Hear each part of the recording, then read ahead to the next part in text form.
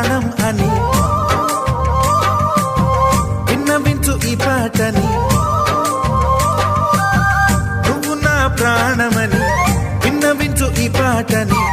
ఎక్కడో దూరానున్నా చుక్కలే విన్నా గాని కదిలించలేదా కాస్త కూడా నీ మనసుని.